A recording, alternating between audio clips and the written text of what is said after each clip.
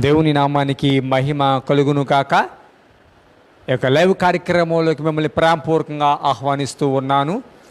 మీ అందరికీ నా హృదయపూర్వక వందనాలు తెలియపరుస్తున్నాను. ఈ లైవ్ కార్యక్రమం ద్వారా మరొకసారి మిమ్మల్ని కలవడానికి, దేవుడు ఒక వర్తమానాన్ని మీకు దగ్గర తీసుకురావడానికి దేవుడు ఇచ్చిన తరుణాన్ని బట్టి నేను ప్రభువుని స్తుతిస్తూ ఉన్నాను. ఈ ప్రతికూల పరిస్థితుల్లో, ఈ సమస్యల పరిస్థితుల్లో దేవుని స్వరము ప్రతిదినము ఇలాగ మిమ్మల్ని వెతుక్కుంటూ వస్తుంది. ఎంతమంది అయితే దేవుడి స్వరం వినడానికి ఆశపడుతున్నారో, చెవులు వినగలిగే చెవులు ఎంతమంది దగ్గర అయితే ఉన్నాయో దేవుడు వారందరితో మాట్లాడుతూ ఉన్నారు. మంచిది. మీ పనులు కొద్దిసేపు ప్రక్కన పెట్టి ఈ యొక్క వాక్యం మీద దృష్టి పెట్టాలని నేను మనవి చేస్తూ ఉన్నాను. ఈ వాక్యము మిమ్మల్ని బలపరచబోతుంది. ఈ వాక్యము మిమ్మల్ని స్థిరపరచడానికి శక్తి కలిగినది. ఈ వాక్యము మిమ్మల్ని సరిచేయడానికి, ప్రభువుకు మిమ్మల్ని సమీపంగా తీసుకురావడానికి ఈ వాక్యము దోహదపడబోతూ ఉంది. కాబట్టి ఈ వర్తమానాలు కనుక ఒకవేళ మీకు నచ్చినట్లయితే దయచేసి మిగిలిన తెలిసిన వారందరికీ షేర్ చేయండి. మీకు తెలిసిన గ్రూప్స్కి అందరికీ ఈ వర్తమానాలు తెలియపరచవలసిందిగా నేను మీకు మనవి చేస్తూ ఉన్నాను. దేవుడిచ్చిన భారం మేరకు గడిచిన 68 రోజులుగా ఈ యొక్క వర్తమానాలను మీ దగ్గరికి తీసుకురావడం జరుగుతూ ఉంది. కాబట్టి దేవుడు మిమ్మల్ని ప్రేమించి తన స్వరాన్ని మీకు వినిపింప చేస్తూ ఉన్నారు. కాబట్టి ఆయన ప్రేమను అర్థం చేసుకుని ఈ వాక్యములో ఆయన ఉద్దేశాలను మీరు గ్రహించాలని నేను మీకు మనవి చేస్తూ ఉన్నాను. ప్రతి విషయంలో దేవుడు కార్యం చేయబోతూ ఉన్నాడు, విడుదలవ్వబోతూ ఉన్నాడు. దేవుడు మిమ్మల్ని బలపరచబోతూ ఉన్నాడు. మీరు ఏ సమస్యలో ఉన్నారో ప్రభువుకు తెలుసు. ఏ కన్నీళ్ళ మధ్య ఉన్నారో ప్రభువుకు తెలుసు. ఏ వేదనల మధ్య, ఏ ప్రతికూల వాతావరణంలో మీరు ఉన్నారో ప్రభువుకు తెలుసు. ప్రభువు విడిచిపెట్టేవారు కాదు.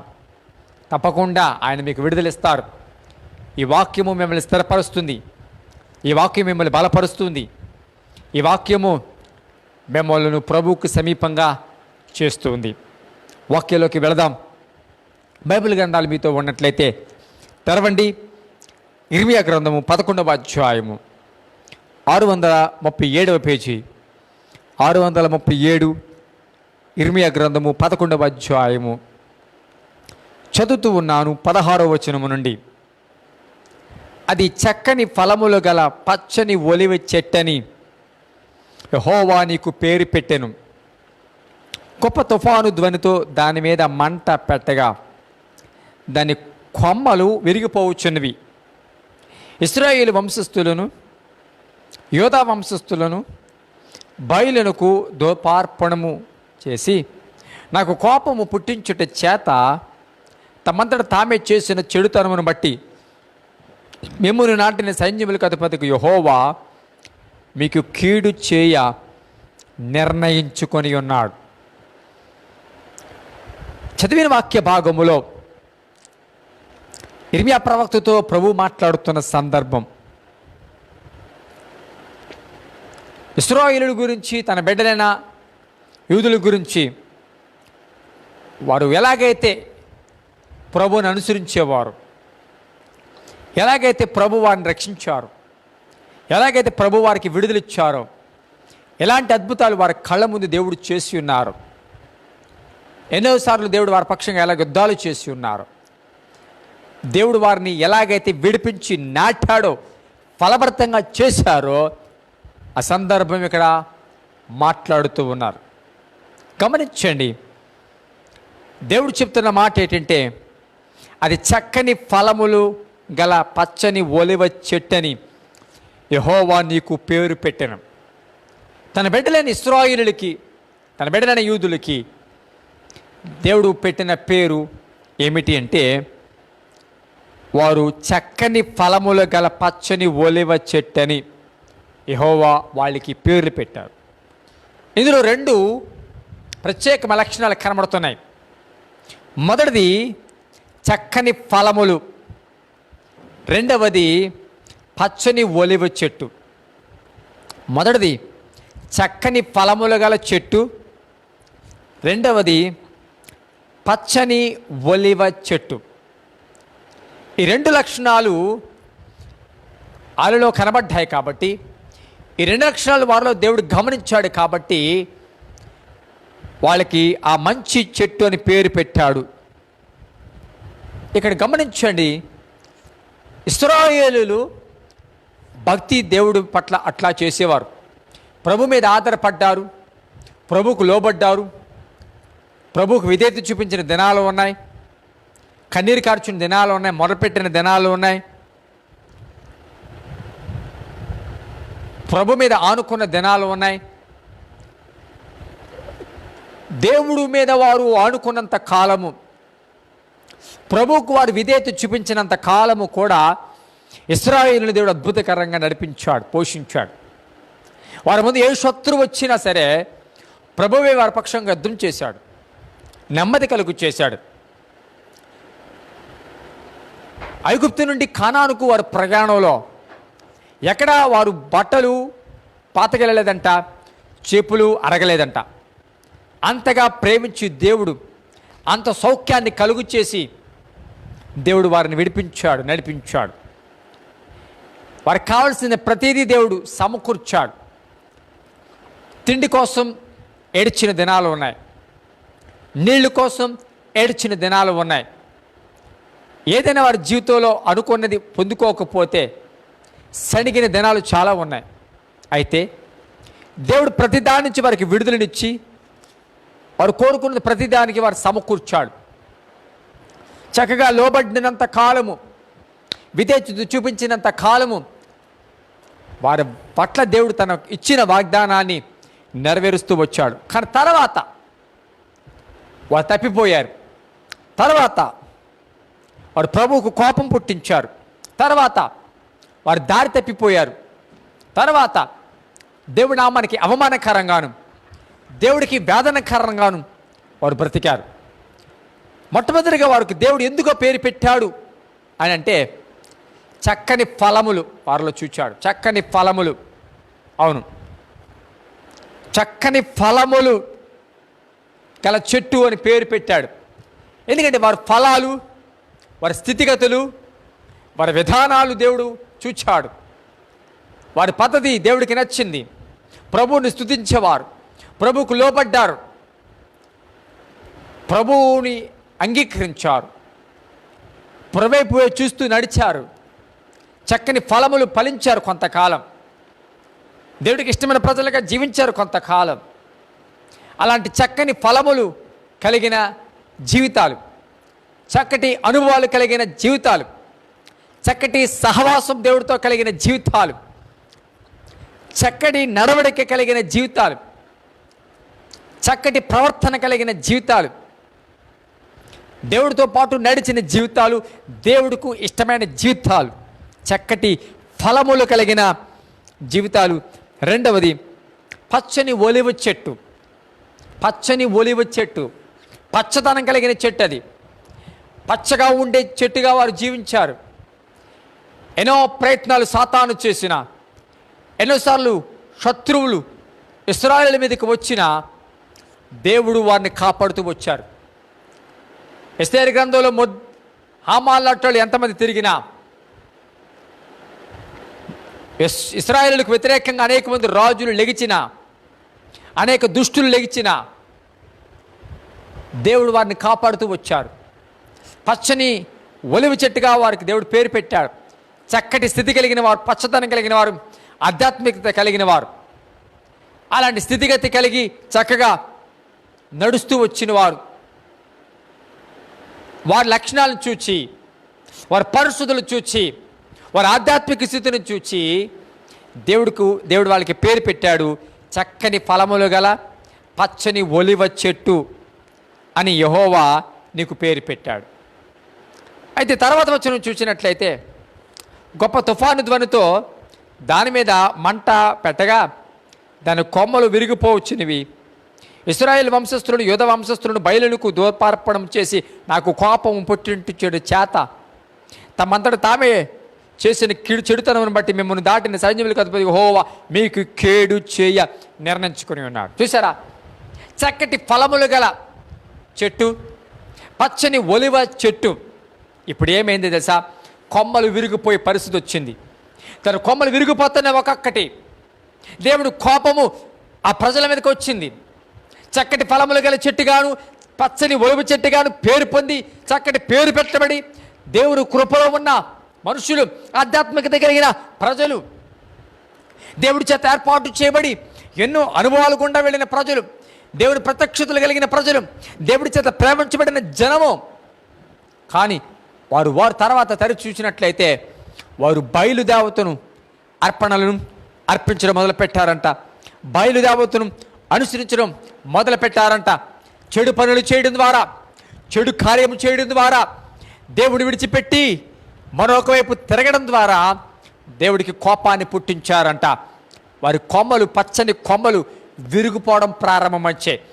ఎంత చక్కగా ఎదిగిందో ఈ చెట్టు, ఎంత చక్కగా ఫలభరితకమైందో, ఎంత పచ్చని ఒలుగు చెట్టుగా పేరు పొందిందో, ఇప్పుడు దాని కొమ్మలు ఒక్కొక్కటిగా విరిగిపోతూ ఉన్నాయి. కారణం ఏంటి? దేవుడికి వ్యతిరేకమైన పని చేయడం వల్ల. కారణం ఏంటి? దేవుడికి నచ్చని పని చేయడం. కారణం ఏంటి? దేవుడికి దుఃఖాన్ని కలిగించే పని వారు చేయడమును బట్టి ఇప్పుడు ఈ స్థితి వచ్చింది. కొమ్మలు విరిగిపోయే స్థితి వచ్చింది. దేవుడే కీడు చేస్తారన్న మాట చెబుతూ ఉన్నాడు. మీ చెడుతనమును బట్టే ఈరోజు దేవుడు నిర్ణయం తీసుకున్నాడు. మీ చెడుతనమును బట్టే ఈరోజు ఈ శిక్ష, మీ చెడుతనమును బట్టే ఈరోజు ఈ వేదన, మీ చెడుతనమును బట్టే ఈరోజు ఫలము లేకుండా పోవడం, మీ చెడుతనమును బట్టే పచ్చని ఒలివు చెట్టుగా ఉండవలసిన వారు ఎండి పరిస్థితికి వచ్చేసారు. మీ చెడుతనమును బట్టే. ఒకప్పుడు బాగా పచ్చగా ఉన్నవారు, ఒకప్పుడు బాగా ఫలాలు కలిగిన వారు, ఒకప్పుడు దేవుడికి ఎంతగానో మంచి అనుభూతిని కలిగించిన వారు, దేవుడి ప్రేమను చూరగన్నవారు, దేవుడి వారి ఫలాలను చూచి, వారి పచ్చదనం చూచి, వారి పరిస్థితులు చూచి మంచి చెట్టు అని పేరు పెట్టాడు. ఒలివు చెట్టు అని పేరు పెట్టబడిన వారు, ఒకప్పుడు బాగా ఆస్వాదించబడిన వారు, ఒకప్పుడు దీవించబడిన వారు, ఒకప్పుడు ఆధ్యాత్మికత కలిగిన వారు, ఒకప్పుడు ప్రార్థనాపరులు, ఒకప్పుడు దేవుడి మీదే ఆనుకుని దేవుడి వైపు చూచి కేవలం దేవుడికి మాత్రమే ప్రతిష్ఠ చేయబడిన వారు, ఇప్పుడు వారి మనస్సులను ప్రభు మరలించి మరల్చుకుంటున్నారు. ప్రభు మీదంచి వారి మనస్సులు, తలంపులు, ఆలోచనలు మరలుకున్నాయి. బయలుదేవత మీదకి వెళ్ళే వారి మనస్సు, అన్యదేవతల వైపు వారి మనస్సు, ఇప్పుడు అన్యదేవతల వైపు వారి తలంపులు పరిగెడుతూ ఉన్నాయి. ఎంతకాలం యెహోవాను ఆశ్రయించి, ఎంతకాలం యెహోవా చేత ఆస్వాదించబడి, ఎంతకాలం యెహోవా చేత సంభాషణ పెంచుకుని, ఎంతకాలము ప్రభు కృపలో ఉండి, ఎంతకాలము ప్రభు ఇచ్చిన ప్రతి ఆధ్యాత్మిక అనుభవాలను అనుభవించి ఆత్మీయ ఫలాలు కలిగిన ఈ ప్రజలు ఇప్పుడు వారు చెడుతనమును బట్టి, వారు తలంపులు మారడమును బట్టి, దృష్టి మారడమును బట్టి, ఇంకొకరి వెళ్ళి అనుసరించడం బట్టి ఈరోజు వారు కొమ్మలు విరిగిపోచున్నాయి. నిజమే, ఒకప్పుడు మంచి ఫలాలు కలిగిన చెట్టు దానిగా ఉన్నావే, ఒకప్పుడు మంచి ప్రార్థనా పరులు కలిగిన ఫలం కలిగిన దానివే, ఒకప్పుడు మంచి యథార్థత కలిగిన ఫలం కలిగిన దానివి, ఒకప్పుడు మంచి భాషలు మాట్లాడగలిగిన ఫలం కలిగిన దానివి, ఒకప్పుడు మంచి దర్శనాలు కలిగిన ఫలం కలిగిన దానివి, పరిశుద్ధత అనే ఫలం కలిగిన దానివి, నమ్మకత్వం అనే ఫలం కలిగిన దానివి, ప్రార్థనాపరురాలు అనే ఒక ఫలం కలిగిన దానివి. ఇప్పుడు ఆ కొమ్మ విరిగిపోతుందేమో, ఇప్పుడు ఆ దర్శనాలు, ఇప్పుడు ఆ భాగ్యము, ఇప్పుడు ఆ ఆలోచన, ఇప్పుడు ఆ పచ్చదనం లేకుండా పోయిందేమో, ఇప్పుడు ఆ ఫలాలు కనబడకుండా పోతున్నాయేమో. ఏమైంది నీ పరిస్థితి? ఒకప్పుడు ప్రార్థించేదానివి, ఇప్పుడు ఎందుకు చేయలేకపోతూ ఉన్నావు? ఒకప్పుడు ఫలించిన దానివి, ఇప్పుడు ఎందుకు ఫలించలేకపోతూ ఉన్నావు? ఏవయ్యా ఫలాలేవి? ఏమైంది ఆ ఆధ్యాత్మికత? ఏమైంది ఆ ప్రార్థన జీవితమో? ఏమైంది ఆ పరిశుద్ధత? ఏమైంది ఆ నమ్మకత్వమో? ఏమైంది ఆ కన్నీరు? ఏమైంది ఆ పరిశుద్ధత? ఏమైంది ఆ పరుగు? ప్రభు అడుగుతున్నాడు. ఒకప్పుడు నిన్ను చూచి ఎంతో సంతోషించాను, ఒకప్పుడు నిన్ను చూచి ఎంతో గర్వపడ్డాను, ఒకప్పుడు నిన్ను చూచి చాలా శభాష్ అన్నాను, ఒకప్పుడు నిన్ను చూచి మంచి సాక్ష్యం పలికాను, ఒకప్పుడు నిన్ను చూచి నాకు చాలా సంతోషం అనిపించింది, ఒకప్పుడు నీ జీవితం నాకు ఎంతో ఇష్టపూర్వకంగా ఉండేది, సువాసనగా ఉండేదానివి, నిన్ను చూసినప్పుడు నాకు ఎంతో సువాసన కలిగేది, నా జీవితానికి, నీ జీవితము నా జీవితానికి మహిమ తెచ్చింది, నా నామానికి, నీ ద్వారా నా నామము గలపరచబడింది, నీ ద్వారా నా నామము అన్యజనుల మీద ప్రకటించబడింది, నీ ద్వారా నా నామము అనేక మంది ముందు ఎత్తబడింది. కానీ ఏమైంది ఇప్పుడు? ఆ ఆధ్యాత్మికత ఏమైపోయింది? ఆ ప్రార్థన, ఆ కన్నీరు ఏమైపోయింది? ఎటువైపు వెళ్ళిపోయావు? ఏ ఫలాలు కలిగిన దానివిగా ఉన్నావు, ఇప్పుడు ఆ ఫలాలు కనబడటం లేదేంటి? అంజూర చెట్టు దగ్గరికి వచ్చాడు, చెట్టు పచ్చగానే ఉంది కానీ ఫలాలు లేవు. ఈరోజు అలాగే ఉంది చాలామంది పరిస్థితి.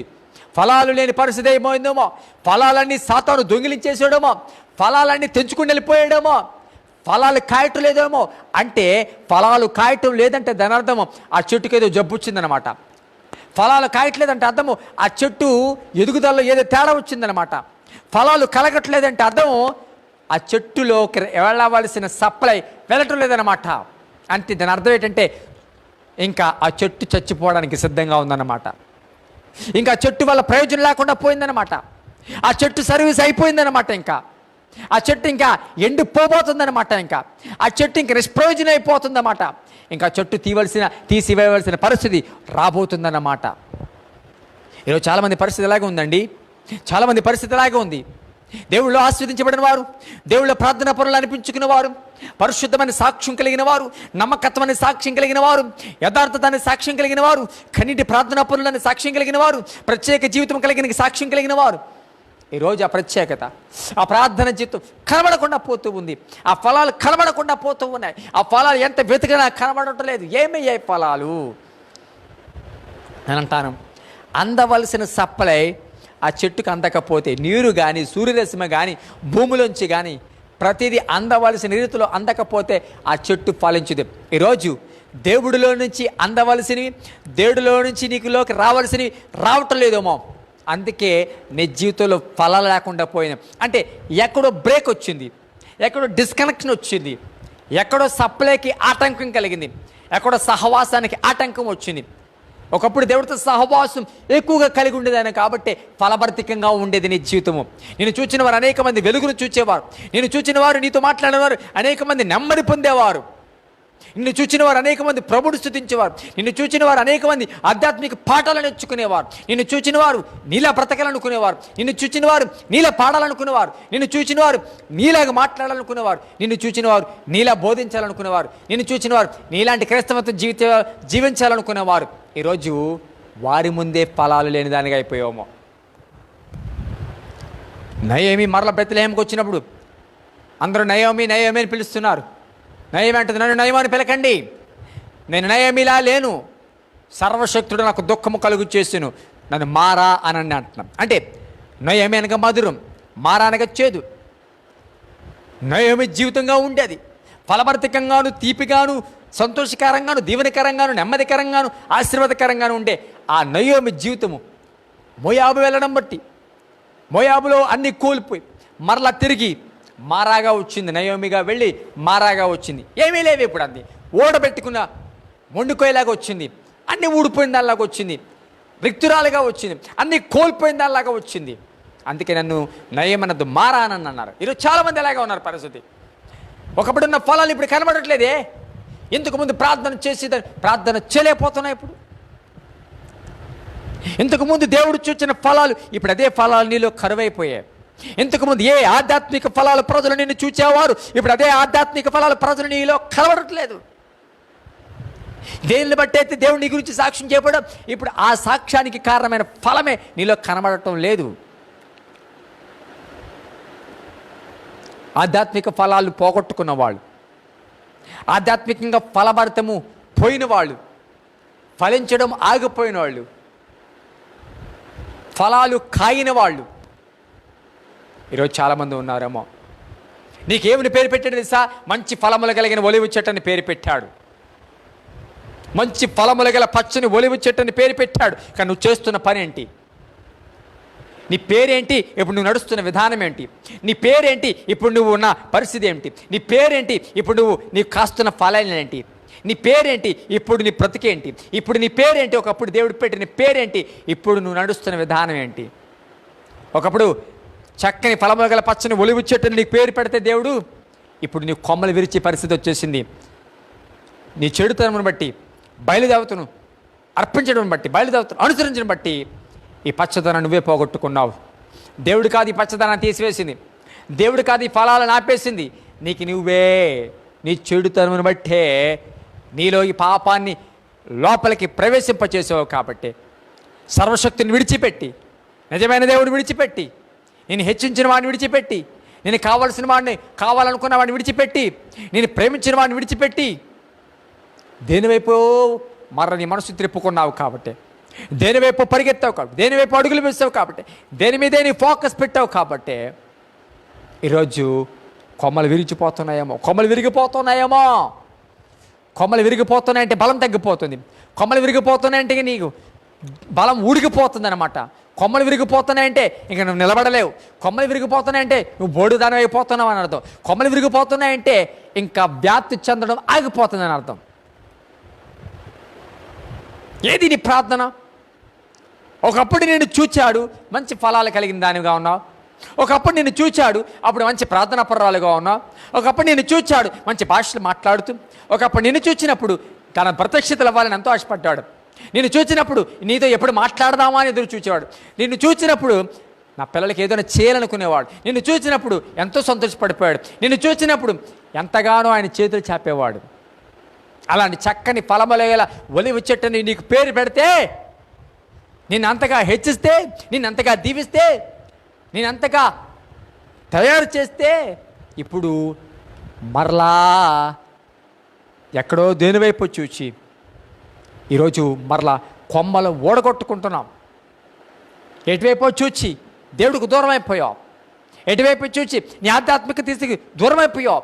ఎటువైపు పరిగెత్తడం, దేనికో అవకాశం ఇచ్చి, దేనికో మనసులో అవకాశం ఇచ్చి, దేని పనిలో అటువైపు మనసు పెట్టి, ఎవరి మాటో విని, ఎటువైపు నీ తలంపులను దృష్టి పెట్టి ఈరోజు ఆ చక్కటి పేరు పోగొట్టుకుంటున్నావేమో.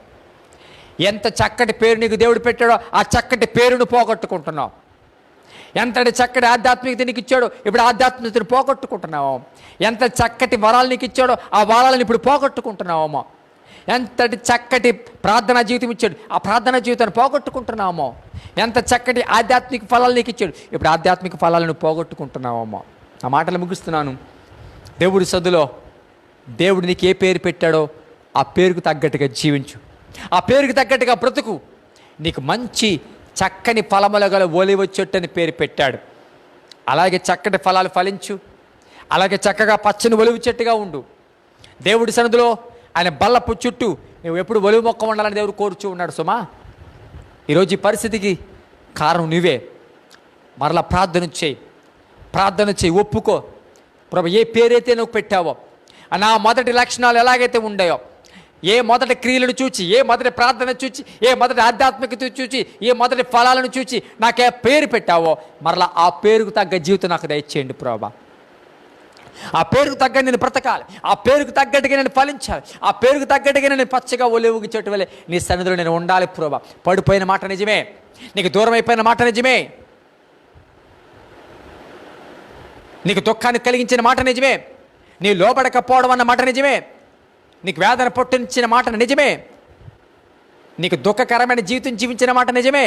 నువ్వు చెప్పింది ఒకటి, నేను చేసింది ఒకటే ప్రభా, క్షమించండి అని ప్రార్థన చేయి. కళ్ళు మూసుకుందాం, ప్రార్థన చేద్దాం. పరిశుద్ధుడైన తండ్రి, పరిశుద్ధ నామానికి స్తోత్రం. ఎంతమంది అయితే ఈ లైవ్ ఎంతవరకు వీక్షించారో వారిని జ్ఞాపకం చేసుకోండి. ఏ పేరైతే మాకు పెట్టావో ఆ పేరును చివరి వరకు మేము కాపాడుకోవాలి. మధ్యలో ఇశ్రాయేలీయులు ఎలాగైతే వెనుతిరిగారో అలా వెనుక తిరిగితే మా కొమ్మలు విరిగిపోతాయి, మేము బలహీనమైపోతాం, ఇంక చెట్టు నిలబడే పరిస్థితి ఉండదు ప్రభా. అవును, సాతాను అనేక రకాలుగా బలమైన సంస్థను అయా నెమ్మదిగా తన గుప్పిట్లోకి లాక్కొని సాతాను ప్రభ చివరికి చేతకాని వాడిని చేసేసాడు ప్రభా. అతనుకున్న ఫలాలు, అతనుకున్న ప్రత్యేకత, అతనుకున్న అభిషేకము అంతా దొంగిలించేశాడు ప్రభా. అయా, మేము అలాంటి స్థితిలో అలాంటి అవకాశం ఇవ్వకుండా ప్రభా నీ యందు స్థిరపరచబడాలి. ఏ పేరైతే మా లక్షణాలను, మా పరిస్థితిని చూసి పెట్టావో చివరి వరకు అదే ప్రార్థన, అదే ఆధ్యాత్మికత మేము కొనసాగించడానికి, ఆ పేరును సార్థకం చేసి ఆ పేరు తగ్గట్టుగా జీవితం జీవించడానికి కృప చూపించండి. ఎంతవరకు ఎంతమంది అయితే వీక్షించారు వారందరినీ దీవించండి. అనేక మందికి ఇంక వాక్యము రీచ్ అవ్వడానికి కృప చూపించమని, బలపరచమని, అనారోగ్యంగా ఉన్న స్వస్థపరచమని, బలహీనను బలపరచమని, హాస్పిటల్లో ఉన్న వారిని జ్ఞాపకం చేసుకోమని, కరోనా వైరస్తో ఉన్న వాళ్ళని జ్ఞాపకం చేసుకోమని, ఆర్థిక ఇబ్బందులు పడుతున్న వారిని జ్ఞాపకం చేసుకోమని, దీర్ఘకాలిక రోగాలతో బాధపడుతున్న జ్ఞాపకం చేసుకొని, పనులు లేకుండా ఇబ్బంది పడుతున్న వారిని జ్ఞాపకం చేసుకోండి, బలపరచండి. మాయం పొంది ఏసునామమున కూర్చున్నాం తండ్రి, ఆమేన్. మంచిది, గాడ్ బ్లెస్ యూ. మా గురించి ప్రార్థన చేయండి. మీకు నచ్చినట్లయితే వర్తమానము మీ కామెంట్స్ తెలియపరచండి. మీ యొక్క ప్రేయర్ రిక్వెస్ట్లు కూడా పెట్టండి, మేము ప్రార్థన చేస్తాం. అనేక మందికి ఈ వర్తమానాలను సెండ్ చేయవలసింది మనం చూస్తాం. Thank you.